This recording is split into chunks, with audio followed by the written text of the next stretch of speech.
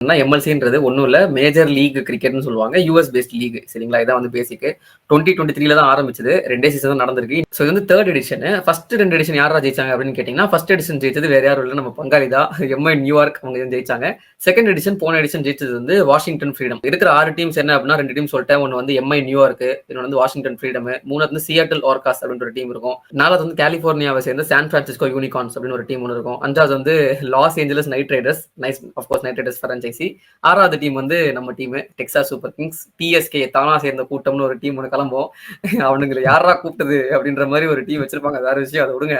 So இதான் வந்து 6 team. இதுல 3 டீம் வந்து நம்மளுக்கு தெரியும், லைக் ஐபிஎல் ஓன் பண்ற பிரான்ச்சைஸ் வச்சிருக்க டீம் தான். எம்ஐ, சிஎஸ்கே, அப்புறம் வந்து LAKR, of course Los Angeles Knight Riders. மீதி இருக்கிற 3 டீம் வந்து டிஃபரெண்ட் பிரான்ச்சைஸ் ஓன் பண்ணுங்க. சரிங்களா, ஸோ இதான் வந்து டீமோட அவுட்லைன்.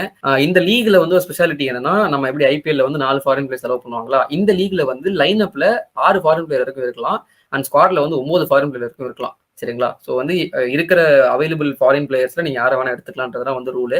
அண்ட் நீங்க டீம்ஸை பாக்குறப்ப உங்களுக்குமே தெரியும், டே இவன்டா, டே அவன்டா அப்படின்ற மாதிரி தான் நிறைய பேர் இருப்பாங்க. நிறைய ஐயாசாமி, நிறைய சின்னராசு எல்லாமே இந்த டீம்ல இருப்பாங்க. ஒவ்வொரு டீமா பாக்குறப்போ உங்களுக்கு தெரியும். இந்த எம்எல்சி பாத்தீங்கன்னா டெய்லி நைட் நீங்க வந்து 7 மணிக்கு மேல மேட்ச் பார்க்கணும் பாத்தீங்கன்னா அப்ப கிடைக்காது. ஏன்னா இது காலையில நடக்கிற மேட்ச். அங்க யூஎஸ்ல நைட்னா நம்மளுக்கு காலையில இல்ல. சோ அதனால ஒரு 6 o'clock அந்த மாதிரி ஸ்டார்ட் ஆகும். சோ ரெகுலரா பாருங்க. அண்ட் இதுல நிறைய பிளேயர்ஸ் மென்ஷன் பண்ணிருப்போம். இதுல இவங்க எல்லாம் வேற டீம் ஆச்சு அப்படி இப்படின்னு நினைப்பீங்க.